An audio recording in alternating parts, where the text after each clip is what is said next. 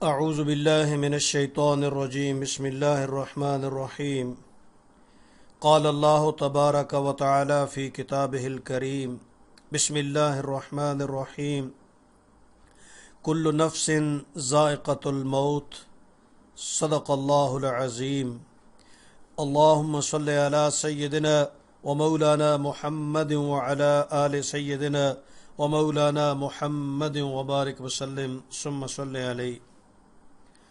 واجب الاحترام گرامی قادر معزز سامعین حضرات، قرآن مقدس نے جو ارشاد فرمایا کہ کل نفس ذائقۃ الموت، ہر انسان نے موت کا ذائقہ چکھنا ہے، یعنی ایک نہ ایک دن اس دنیا سے رخصت ہونا ہے۔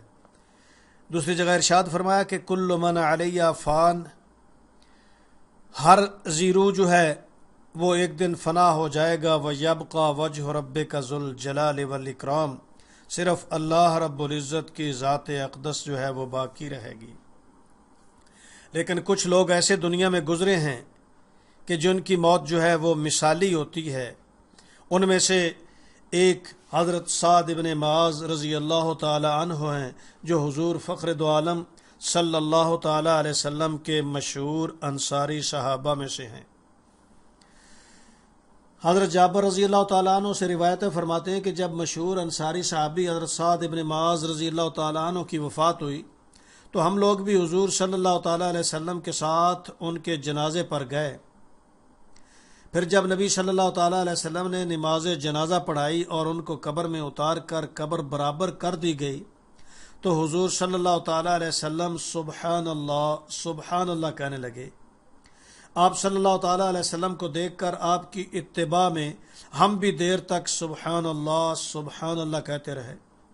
پھر آپ صلی اللہ تعالیٰ علیہ وسلم نے اللہ اکبر کہنا شروع کیا تو ہم بھی آپ صلی اللہ تعالیٰ علیہ وسلم کی اتباع میں اللہ اکبر کہنے لگے۔ پھر آپ صلی اللہ تعالیٰ علیہ وسلم نے ارشاد فرمایا کہ اللہ تعالیٰ کے اس نیک بندے پر اس کی قبر تنگ ہو گئی تھی، جس سے اس کو تکلیف تھی، یہاں تک کہ اللہ تعالیٰ نے وہ تنگی کی کیفیت دور فرما دی اور کشادگی فرما دی اور اس کی تکلیف کو دور فرما دیا۔ اللہ اکبر اللہ۔ حضرت سعد بن معاذ رضی اللہ تعالیٰ عنہ کی جو خصوصیات ہیں وہ آپ کے سامنے بیان کی جاتی ہیں تاکہ اندازہ ہو سکے کہ اتنے جلیل القدر صحابی جو ہیں ان کو بھی قبر کی تنگی پیش آ سکتی ہے۔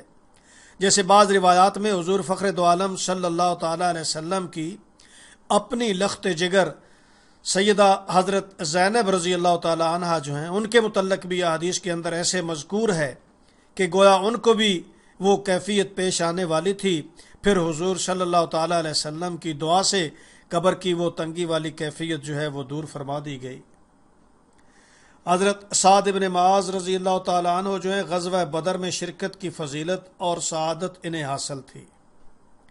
غزوہ بدر کے اندر جو شریک تھے ان کو جو مقام اللہ رب العزت نے ارشاد فرمایا ہے وہ بعد میں آنے والے صحابہ اکرام کو نہیں مل سکا۔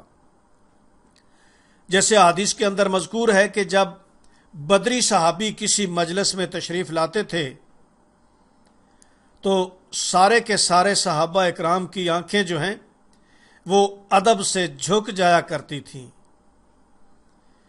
اور حضرت حاطب بن ابی بلتا رضی اللہ تعالیٰ عنہ سے جو ایک چھوٹی سی غلطی ہوئی تھی، انہوں نے خط لکھا تھا مشرکین مکہ کے نام اور حضور صلی اللہ تعالیٰ علیہ وسلم کے جنگی پلان کو گویا ظاہر کرنے کی کوشش کی تھی۔ وہ خط جو ہے وہ پکڑا گیا تو حضرت عمر رضی اللہ تعالیٰ عنہ نے اس موقع پر یہ عرض کی تھی کہ یا رسول اللہ مجھے اجازت دیں کہ میں انہیں قتل کر دوں، انہوں نے یہ جرم کیا ہے۔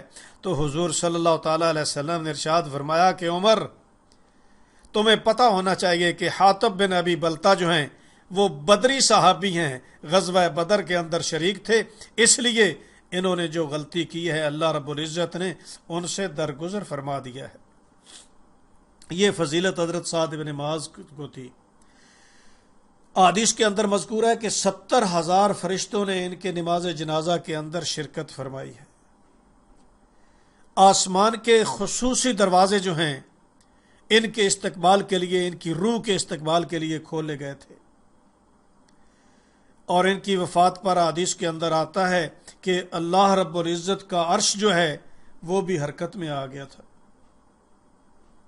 حضور صلی اللہ تعالیٰ علیہ وسلم کے سینہ مبارک پر ان کا وصال ہوا۔ حضور صلی اللہ تعالیٰ علیہ وسلم نے اپنے دست مبارک سے انہیں قبر کے اندر دفن فرمایا۔ ہر وقت جب قبر کھودی جا رہی تھی تو ہر چوٹ پر ان کی قبر سے مشک کی خوشبو بھی نکلتی تھی۔ بنو قریظہ کے بارے میں حضرت سعد بن معاذ رضی اللہ تعالیٰ عنہ نے جو فیصلہ کیا، اس فیصلے پر حضور صلی اللہ تعالیٰ علیہ وسلم نے ارشاد فرمایا تھا کہ اے سعد، تو نے جو فیصلہ کیا ہے یہی فیصلہ اللہ رب العزت نے آسمانوں پر بھی کیا ہے۔ بنو قریظہ چونکہ ان کے حلیف تھے، انہوں نے کہا تھا کہ ہمیں حضرت سعد رضی اللہ تعالیٰ عنہ کے فیصلہ منظور ہے، تو انہوں نے بہت اچھا فیصلہ کیا تھا جو احادیث کے اندر مذکور ہے۔ فرمایا کہ ان کے تمام لڑنے والے آدمیوں کو قتل کر دیا جائے، ان کے بچوں اور بیویوں کو لونڈیاں اور غلام بنا لیا جائے، اور ان کا پورا مال جو ہے وہ مال غنیمت کے طور پر تقسیم کر دیا جائے، چونکہ ان کی بدعہدی ایسی تھی، ان کی غلطی ہی ایسی تھی کہ جس کی سزا اللہ رب العزت نے انہیں اس طرح دی تھی۔ قبر سے مشک کی خوشبو جب نکلتی تھی تو آپ صلی اللہ تعالیٰ علیہ وسلم یہ ارشاد فرماتے تھے کہ واہ واہ، کتنی اچھی ہے مرد مومن کی قبر کی خوشبو۔ جس کمرے میں حضرت سعد بن معاذ رضی اللہ تعالیٰ عنہ کا جسم مبارک رکھا ہوا تھا، وہ کمرہ فرشتوں سے کھچا کھچ بھرا ہوا تھا۔ ایک فرشتے نے اپنا پر ہٹایا، تب جا کر نبی کریم صلی اللہ تعالیٰ علیہ وسلم کو بیٹھنے کے لیے وہاں جگہ ملی۔ جب جنازہ اٹھا تو حضور صلی اللہ تعالیٰ علیہ وسلم نے ارشاد فرمایا کہ فرشتے اس کے جنازے کو اٹھائے ہوئے ہیں، باوجود ان تمام فضیلتوں کے اس کی قبر کی تنگی کی تکلیف سے ان کو بھی واسطہ پڑ گیا، اگرچہ فوراً ہی اٹھا لی گئی۔ اس میں ہم سوچیں کہ ہم جیسوں کے لیے کتنا بڑا انتباہ اور سبق ہے۔ اللہ مرحمنا، اللہ محفظنا، کہ یا اللہ ہم پر رحم فرمانا، یا اللہ ہماری قبر میں حفاظت فرمانا۔ وقنا عذاب القبر، یا اللہ قبر کے عذاب سے محفوظ رکھنا۔ نبی کریم صلی اللہ تعالیٰ علیہ وسلم کی خدمت میں دومت الجندل کے امیر نے ایک ریشمی جبہ بھیجا تھا۔ صحابہ اکرام نے ایسا قیمتی اور شاندار جبہ کبھی نہیں دیکھا تھا۔ صحابہ اکرام اس کو بار بار چھوتے اور اس کی نرمی اور نزاکت پر تعجب کا اظہار فرماتے تھے۔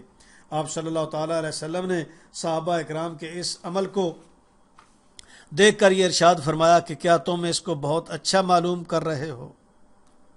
فرمایا کہ جنت میں حضرت سعد بن معاذ رضی اللہ تعالیٰ عنہ کے رومال اس سے بہت زیادہ بہتر اور نرم اور نازک ہیں۔ اللہ اکبر، اللہ اکبر۔ یہ شان تھی حضور صلی اللہ تعالیٰ علیہ وسلم کے ان جانثاروں کی جنہوں نے اپنی ساری زندگی حضور صلی اللہ تعالیٰ علیہ وآلہ وسلم پر قربان کر دی۔ اللہ رب العزت نے انہیں وہ مقام اور مرتبہ عطا فرمایا۔